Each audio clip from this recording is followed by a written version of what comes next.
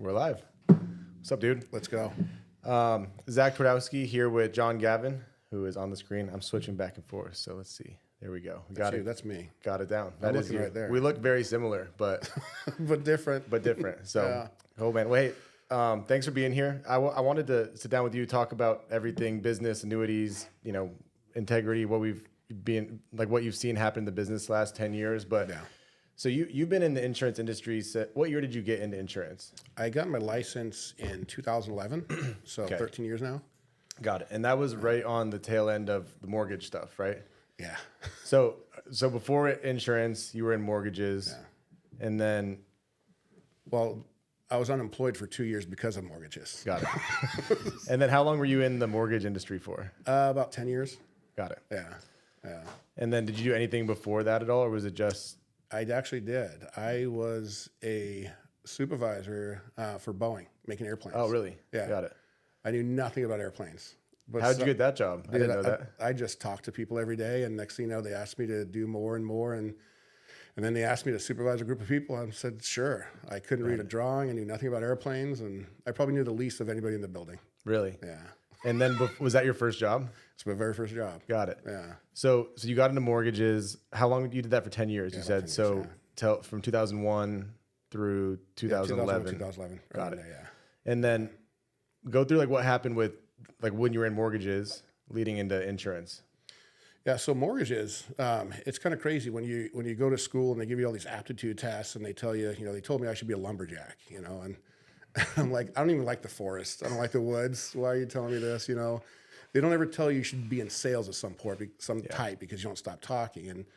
And when I was at Boeing, I was making a pretty good living there and I had a pretty good trajectory as far as what my career was going to be, but I didn't like doing the same thing every day. Mm-hmm. And I don't know if you know this about airplanes, but they have the same parts on them every day. There's something, it's the same, and unless Boeing's fall forgets off a door or something like that. Yeah. This is a sidebar, but did you hear that the whistleblower guy got in a car crash and died? Yes. The Boeing one? Yeah. He's no longer with us. That seems very suspicious. Why do you think I left there? Oh, okay. Got it. That's the real reason. You just never know. Exactly. Yeah. I got out while I could. Yeah. And I was looking for something different, and a friend of mine was at the gym and he was telling me, dude, you should do mortgages. I'm like, I don't know anything about mortgages. And he showed me his deposits. I'm like, dear God, I could do mortgages. Mm-hmm. And that's, I just quit. Nobody ever quits Boeing either. And I left there and got into the mortgage business. And it was at a time when the rates were literally dropping every single day. So there's never been an easier career. We just called people up and said, hey, you want to save a couple $100 a month on your mortgage payment? They said yes. And so I did really well. I was good at calling those people and telling them I can save them money, Right. And so I loved doing it because I loved interacting with people, and I got into some complex, some commercial stuff, and I never. And that was right on the tail end of the market crashed 1999, 2000, and it came out 2001. So you basically were when the market was going back up is when you got into it? Yeah, Okay, got 100%, yeah. And then I rode that out. It went up. The housing market was great. I mean, everyone's buying houses. Everyone's buying multiple houses. Everyone's buying investment properties. Everyone's saving money by refis. I mean, you couldn't lose. And It was the greatest career ever, and then it came crashing down literally overnight. Yeah. And it happened so fast. Is it like the movie, The Big Short? Dude, it's so much like the movie. Got it. It is so much like that movie, You know the scene when they're in Miami and the girl that works at the club is like, oh yeah, I have 3 houses. And Yeah. they're like, how'd you qualify? She's like, oh, I just said I make X amount. It's all cash. And they're like, you have a loan? Yeah. So we used faxes back then, and our faxes were always going off. And the flyers that came out there was like, hey, if you're still breathing, we'll give you a home loan. That's literally what they said on them. Not figuratively, literally said that. Sort of. Got it. Yeah. It said, if you say you make this amount, wink, wink. We're gonna let you borrow 150% of the value of the house with no income down to a 500 credit score. Wow. Why 150% of the house? Because they were flying off. Because the values were going up so high that they were just given more than what the houses were worth, and people were taking it, paid off credit card debt and that sort of thing. But that's not the people I worked with were not that market. Yeah. That market was there. That market made the whole U.S. economy crash. Mine were more high-end investment properties. I kind of got into that niche. self-employed people, good credit people. So you're not responsible for the economy falling apart. Not in any way whatsoever. Okay. No, I felt guilty for a while, and nobody would hire me because of that. But no, I was not responsible for that. Was that? I don't want you to go back to what you're doing, but was that a stigma that people didn't want to hire people that were involved in mortgages at all because of what happened? It's not a stigma. I couldn't find a job for 2 years. Was it because you worked in mortgages though? Really? Yes. And I was told probably 347 times, I'm sorry, but you came from an industry where you were overpaid, underworked, and there's a lot of unscrupulous people that came from there, so we just can't take that chance. Wow. Yeah. Okay. So you worked in the higher end market. What was that like? It was cool. I had a lot of repeat clients because they're all buying multiple houses. Took a little bit, the sales cycle took a little bit longer. What we were doing was I was working with investors that were buying model homes in these high-end places down in La Quinta, Palm Springs, that sort of thing, and then leasing them back to the builder to establish comps. And once I got into that, I started taking that business model to other people, and we started doing the same thing. Why were they leasing it back to the builder? Like, what's that model, or what? And do people still do that now?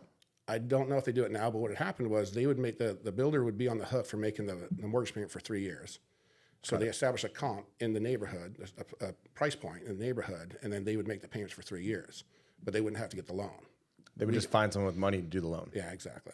And great business model, because after 3 years, then the investor sells the house, gets all the equity, and they make all their money, and they didn't have to make a payment for 3 years because the builder did it. Got it. That's very cool. So you're essentially just putting up all the money for it. Yeah. Builder pays the mortgage, and as long as the house sells, then you're good. Yes. But were there some of your clients that got stuck when the market flipped? And all of them. Got it. So what happened then? Yeah. So I actually jumped in with some of them and put my money into there. Good. And that's what made it go south, because then the property value started dropping, and then the builders couldn't sell their houses, and the builders went bankrupt, and the builders couldn't make the mortgage payment, and then the investors went bankrupt. Got it. So it's a How quickly did it all go from like being this is the coolest thing ever to like everyone's bankrupt? 6 months. Like I had an office, and we had 12 loan officers in my office, and there was one time where I was the last person there because I was paying the lease, and I had all the furniture. I'm just like going, we can still pull it out, and I'm like, we can't pull it out. It's over. Got it. Yeah. So all right, so that all happened. Yeah. You lost a lot of money because you started investing, right? Yeah. You weren't like blowing it on stupid stuff. You were just investing with or both. I was doing both. I liked shiny things at the time, so yeah, I was in a little bit of both. Yeah. Got it. So you like shiny things, you invest some money, and then that all hit the fan. Like, were you basically left with nothing at that point, or like $0.00? So we were doing a fire sale. We sold the house. We had some equity. We had to pay this off. I had some pretty high expenses. I mean, it was fire sale. You know, everything had to go. The boat went, the house went, the cars went, and we started scaling down. We had one baby and one on the way at the time, you know, and so we rented a house that was in our own neighborhood. So we're like, it's not too bad. We'll just sell this house. When the bottom falls out, we'll buy again in our neighborhood. We rented a house in our neighborhood, and then we kept having to go down, and then me and the wife looked at each other and go, this isn't working right now. So went to the divorce and then had to rebuild.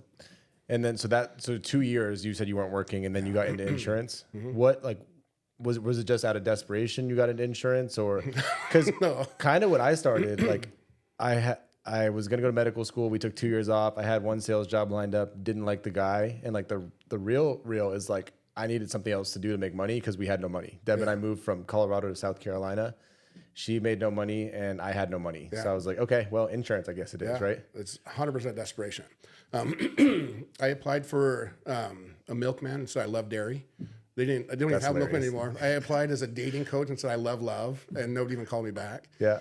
But everywhere I looked, there's insurance jobs posted. And I just didn't want to get insurance. I said no interest in it. And then finally, I'm just giving in, like, God, all these insurance, everything that's hiring is only insurance. So I went and got my insurance license and got into insurance. Got it. And then were you you were full-time right away? Yeah, I was captive. So what was your first, 6 months, year, like your first, like, I guess 3 years in insurance? What was that like? It was with 3 different companies. Okay. So the captive company, they told you can make X amount, right? Yeah. But your salary is $34,000. After a year, I made $34,000. It wasn't a sales job. It was more like when people are angry about their bill, they call you up and you calm them down. Got it. So you weren't selling right away? I was supposed to be, but there was no sales. It was all service. Got it.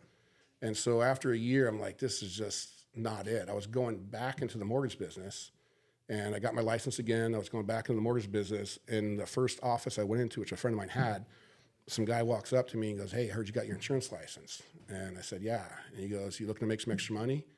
I'm like, "There's no such thing as extra money right now. Just sold my plasma to feed my kids. There's no such thing as extra money." And he showed me a stack of leads, and he says, "We call these people up, we sell them insurance, we get paid 2 days later." Got it. And that was independent side. Yeah, Okay, got it. Independent. So didn't have a script, didn't have anything else. Just got on the phone and kind of like what Sean says. I called him up, said, "I'm coming to your house." Yeah. And just started selling insurance. Got it. And then did you do mortgages, or did you decide I'll do insurance instead, or what was that like? For 2 months, I submitted mortgages, and none of them closed.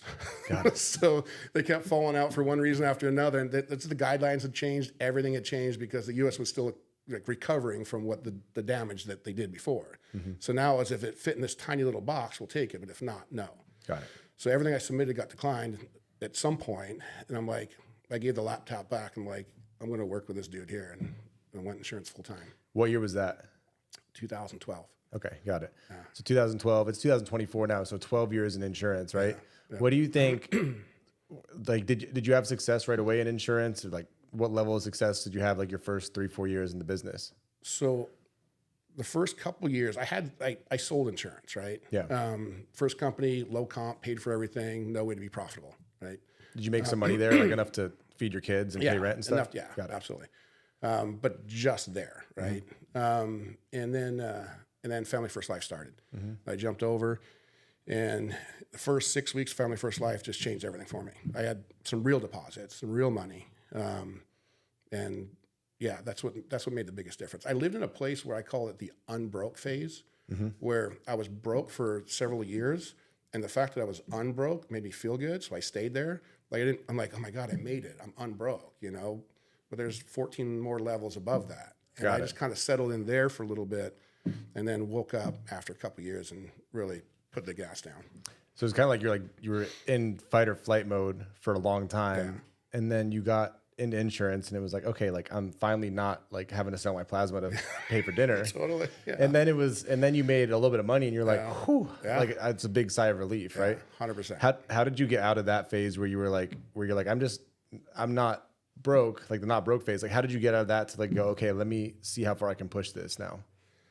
Somebody, I got a phone call from somebody, and they asked me what it was like to be what's the word they used?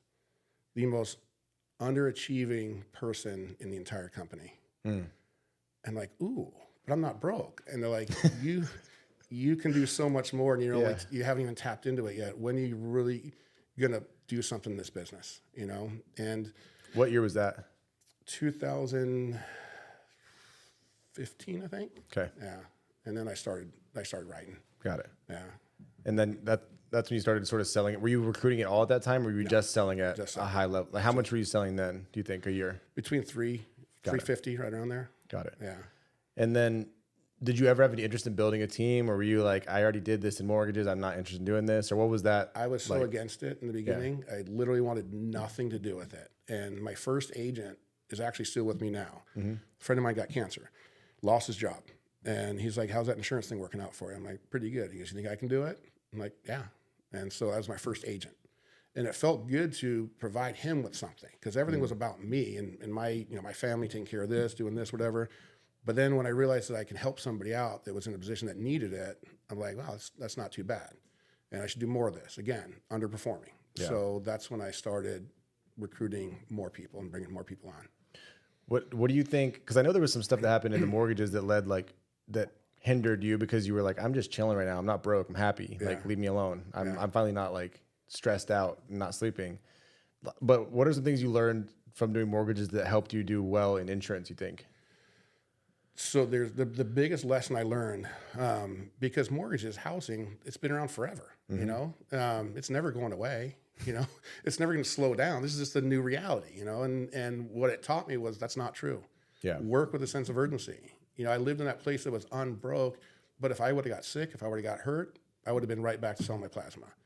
So work with a sense of urgency. The other thing that I did is it changed my mindset, because when I was around, high-end investors, there's a lot of superficial people there, and a lot of people that value the wrong things, and a lot of people that are living above, and just in the mortgage business itself, a lot of people living above their means.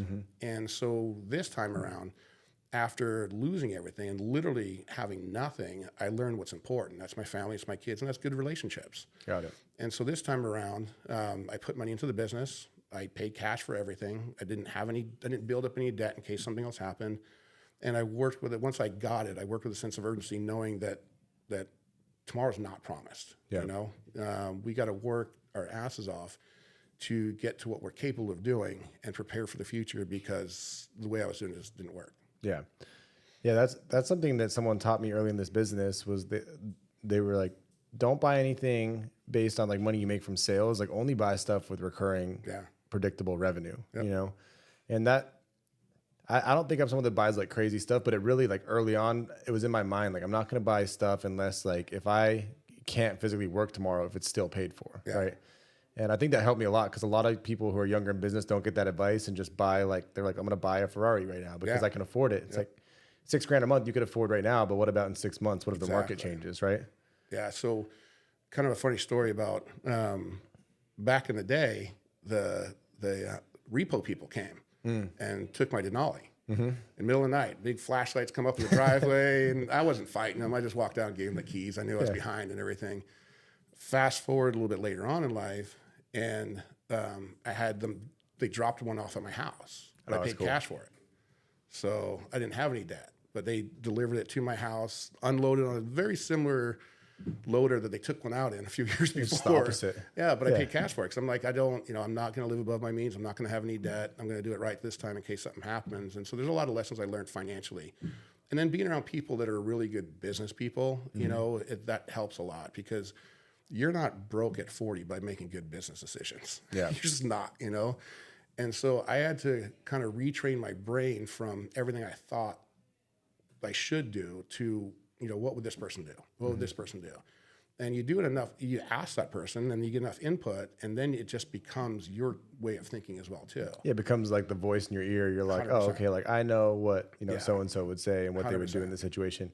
How did you differentiate between, because sometimes there's people that are like really good at being mentors for a phase of it. This is what I realized. Like there's people who for a phase are great mentors. Yeah. And then you pretty quickly can outgrow those people, or their advice like doesn't apply anymore because they change. Yeah. What are some things you did to make sure you were always getting around the right people in business? I looked at intentions. You know, you look at people's intentions. You look at someone who's way above where you are. Okay. And how did they get there? But did they have a similar path to get there as well too? And you know, we've got some people in our company that are some of the greatest mentors, some of the greatest business minds out there, and just learning from them. Along the way, there's some people that you take advice from, but like you said, there's certain bandwidth on how much they can help you out. I looked at intention on people, if they really had my best intentions in mind, or was it self-serving? And sometimes along the way, you've got to cut those people out, because if they don't have your best intentions in mind, they're not going to give you the best advice. Right. And I think I've done a good job over the years of keeping the really good quality people in my life that have been there every step of the way and poured into me. And one of my mentors, I had nothing, and he helped me out so much. I'm like, dude, I don't even know how to pay you back on this. And he goes, just pay it forward. Yeah. You know, and that's what we do here, is we reach back and help new people, new agents get to where they want to be. And one thing I've noticed with people is sometimes like a mentor will be super helpful, and then like they'll help you get to where they are. And then once you do that, then they become like kind of spiteful. They're like, oh, like I wanted you to get good, but not that good. You know, not that good. Yeah. Like I didn't want to not be able to provide value anymore. Right. And then you have to try to distance yourself, which is super hard, because there was times where I'm like, I relied on this person so much for so long. Yeah. And then like, now I can feel like you pulling against me. I'm like, that's not good. Yeah. That's not helpful. Right. Yeah. So now what do I do? Like, how do I move past that? Yeah. And it's weird to parse apart like friendship and business. And you're like, I know this is the right business thing, but like, I consider this person a friend too. Like, how do I, you know, take the two away from each other? Right. Well, you've got that, you're growing as a person and a business person along the way. Yeah. And you're becoming a little bit more aware of those things as time goes on. So that person becomes more aware later on, where earlier on in life, you probably didn't see it. Right. So when you started building a business, the first person you recruited was someone who recruited themselves. They're like, you're selling insurance. Like I lost my job. Yeah. I'm going to come work with you. Yeah. go from there to then, you know, to now, right? Like what are some things that you've learned about building a business? Because I think selling is, once you get it, and it's just a numbers thing. You're like, if I need more money, I sell more. If I need less money, I don't sell as much. Like, if I want to get more efficient, I add another product line like annuities, which we can talk about later. But building a business is complex. Like there's a lot of moving pieces, and it's like 3D chess, right? Like what are some of the lessons you learned from recruiting people and mentoring people, like in a big business where you have a multi-100-person downline? I think that some of the biggest lessons I learned, because I hadn't been in that position before, I've always been friendly with people and build friendships up. And sometimes that's got in the way of really truly developing somebody, or somebody dragging you down that's not going to do what they said they're going to do, what they need to do, and what's beneficial for everybody, right? Yeah. And I think it's first of all, when you bring someone on board, there's certain characteristics that you're looking for somebody someone needs to have some kind of grit. You know, this is not tough. This is not a tough career. It's not hard. You get punched in the face a few times. Mentally challenging. Yes. Yeah. And so you want somebody that's got a little bit of a grit, you know, and I think that's a big catalyst to have success, is somebody that can work through some things, right? Somebody who doesn't make excuses, somebody who does what they say they're going to do. And those little things right there outweigh talent all the time, because we can take some people that have the grit, that do what they say they're going to do, they can work through some things and have a third of the talent of somebody else, and they'll outperform every time. Yeah. It took me a while to catch on to that. I was looking at the sales techniques, this, that, the pedigree and everything else like that, and they were glass Joe. As soon as they got punched in the mouth, they never got back up. Yeah. And so I started focusing on the right people at the right time and pouring into those people. And also, I learned a lot from, you know, the leaders that we have in this business, that when you put in as much as somebody else does, when somebody says they're going to do something, then if they don't do it, still love them the same, but we're not reaching out to them and asking them, hey, did you do this? Hey, did you do this? Because you don't need to do that with people that are going to be successful. Dude, I had someone text me this morning, and they said, what do you do with your leaders if they're only selling like 15 a month when they could be doing 40? And I just responded, I'm like, that's not a leader. It's not a leader, exactly. Right? And they're like, I'm so frustrated though. I'm like, no, who do you have that's selling 40 a month if that's what your standard is for your group? And they were like, oh, I have this and this and this person. I'm like, okay, you don't yell at the 15ers. You just tell everyone, and every time you talk to those guys, you go, hey, Bob, Stacy, and Tom, who are selling 40, look how amazing they're doing. Look at all this that they're doing. Yeah. And you just shine the light on them. What I screwed up early was I called those people and I said all that stuff. And then I'm like, why aren't you doing that? Right. Yeah. And you can leave that part out. Like you just shine, you shine the light on actions you want repeated. Yeah. And then you don't shine the light on actions you don't want repeated. So you just don't put any emphasis into those people. Right. 100%. Those people are where they are, and they're always going to be there. Yeah. You know, we can't change or motivate anybody else, but we can do, like you said, is shine the light on those, the top performers, and other people that want to be like them will ask the right questions on how to get there. Yeah. The other thing you mentioned too was like not being so relying on, you know, being good at sales or having like the best script or the 17 steps to close XYZ. I was on a recruiting call before we jumped on here, and the person's like, why are we able to build a team? And I was like, because I figured out that I didn't have to be good at sales to sell a lot. Yeah. And then I taught all my team that you don't have to be good at sales to sell a lot, which does two things. One, like if I tell you that I suck, it's pretty hard for you to think I have a big ego. I'm like, dude, I'm not even good. I just get a lot of leads. I'm more willing to invest more in the business and take the laydowns. And then two, it's way more replicatable to go like, hey, if you feel like you suck at sales, come over here. I'll teach you how to suck and make money. As opposed to like, we've known some really polished salespeople who are so good and they know they're good and they tell everyone they're good. It's like, but you can't ever be that person, right? Yeah. And if you can't be that person, then everyone who's on that team thinks that they're going to fail, right? 100%. And you feel defeated too. Yeah. When you have a quote unquote leader who says they're better than everybody else, right? You know, when you have that approach where, hey, I suck at this and I make good money, you can suck at this and make good money too. That's awesome. You can scale the crap out of that. So anybody's like, I feel comfortable here. Yeah. Yeah, exactly. It's like give me come everyone who's a misfit, come over here. I will teach you as long as you work hard and have a good attitude. I'll teach you how to suck at sales, be slick. Like the guy I was talking to was like, I have a science background. I'm like, cool. My degree's in biochemistry too, pre-med. So like when I started sales, I could barely shake someone's hand and look them in the eyes. Oh my God. You know, like I was not good. I was shaky. I was nervous. Yeah. But I realized I was like, oh, like the fourth lady I sat with, she would have bought, like literally, if she could have just filled it out in the mail, she would have bought it. Yeah. Like I just got to show up and find a bunch of those ladies and I'll do well in sales. Yeah. Right. And it doesn't matter how good my script is. It doesn't matter any of that stuff. You just put the activity there and then you get all better at the other stuff along the way. 100%. Right. So one thing that you got really good at is teaching annuities, which I think people view as a complicated product. Yeah. And it's actually a pretty simple product. So simple. And you don't have to sell, the client doesn't have to buy anything. No. They're not paying a premium for it, right? No. So can you go through like how you were able to incorporate annuity sales into your business and how it's helped, you guys grow and keep scaling your business? Yeah, it's actually the biggest reason I was able to build a business because, annuities, they give you those a little bit larger deposits. Very seldomly, if ever, do they charge back.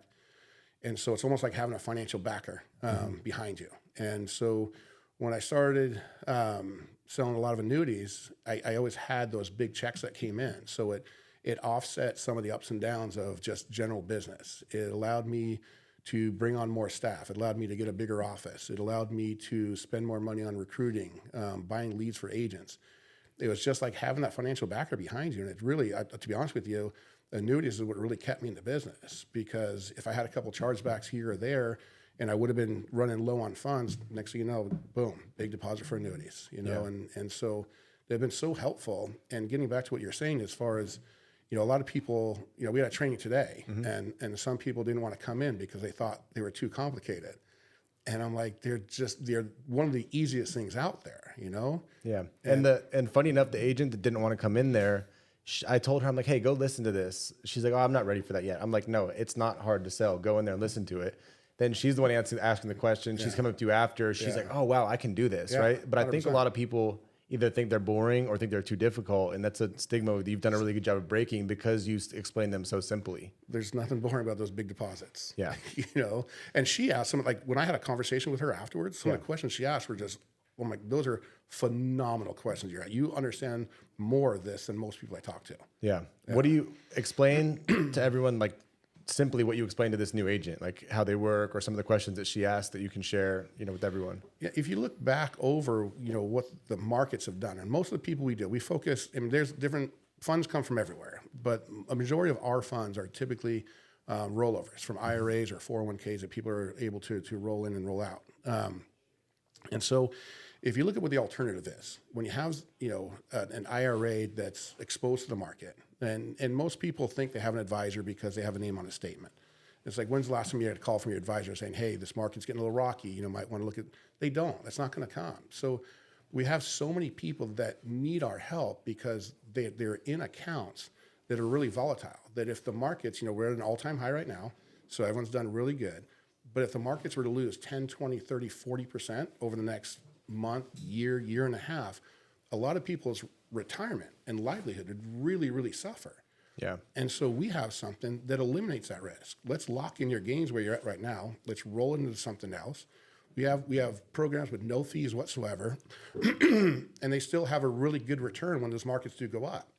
Yeah, the power of zero thing, if you could explain that. I think like this is a good way. This is real for me because I remember when I got some money, I put it in the market in August of 2021, which if you look at like the thing, that was the peak, right? Yeah. And then it went down and then we're back to now a new all-time high. Yeah. And I looked, like the money that I had that I put in here is not even fully recovered yet. Yeah. Can you explain to people why that happens? Like, because you have to get a bigger percentage to get back to above where you were. Yeah. And I think like it's like if you have $100,000, right, and you lose 10%, if you gain 10%, you're not back at $100,000, right?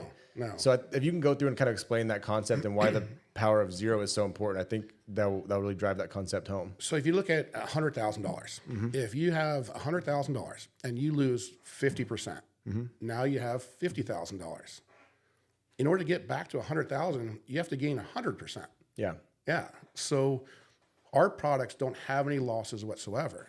So you're either, when the markets are going down, the markets are losing, all of our clients are still staying exactly where they had. And when the markets spend 2-3 years recovering, we're gaining. So we're gaining on the full amount. We don't spend any time recovering at all.